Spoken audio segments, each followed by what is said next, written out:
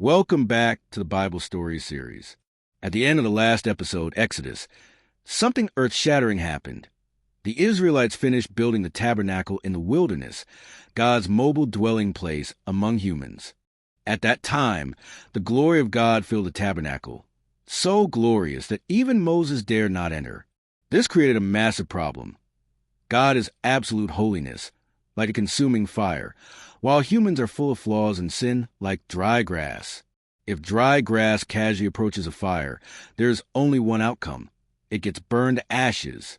So, how are these 2 million Israelites supposed to live alongside this holy neighbor? Leviticus is the operating manual God provided. The first thing to address was human sin. Sin breaks relationships, and a price must be paid to repair them. God established a sacrificial system. When a person did something wrong, they had to bring an animal without defect, a bull or sheep, to the tabernacle. They would lay their hands on the animal's head, symbolizing that the animal was taking the blame for their sin. Then the animal was killed and its blood sprinkled on the altar. This looks bloody, but it served as a profound reminder. The consequences of sin are severe and require a life to be repaid.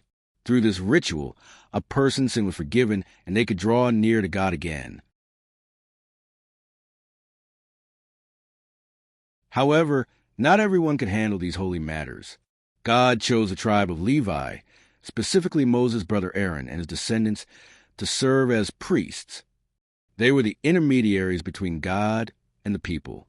Priests had to wear special, holy garments and strictly observe purification rules to represent the people inside the tabernacle. Their job was extremely dangerous. If they violated the rules, they could die on the spot, just like Aaron's 2 sons, who died for offering unauthorized fire. This emphasized once again that God's holiness is not to be trifled with. Beyond sacrifices, holiness had to be practiced in everyday life. Leviticus spent a lot of time defining what could be eaten, what couldn't, and what to do if one touched a dead body or got sick. These are called purity rituals. This sounds like a public health code, but the core purpose was to distinguish between clean and unclean, because God is the source of life. Anything related to death or disease was considered unclean and could not be brought before God. God required his people to be distinct in every detail, eating, dressing, and living, to reflect his holy order. The climax of Leviticus is found in chapter 16, the Day of Atonement, Yom Kippur. This was the most important day for all of Israel.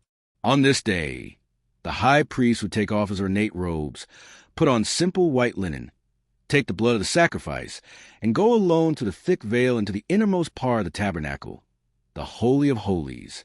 There, he would sprinkle blood on the mercy seat of the Ark of the Covenant, performing a spiritual spring cleaning for all the sins committed by himself, the priests, and the people over the past year.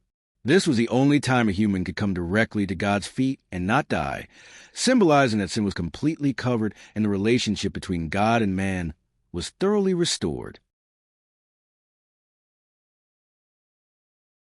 The core spirit of Leviticus can be summarized in one sentence from God: "Be holy, because I am holy." This book tells us that drawing near to God is not a casual matter. It requires a caution, and above all, a heart of reverence. Although these ancient rituals seem complex, they point to a greater truth. Humanity needs a perfect mediator and an eternal atonement to truly return to God's embrace. Now that the Israelites have the survival guide, they are ready to strike camp and continue their journey to the Promised Land.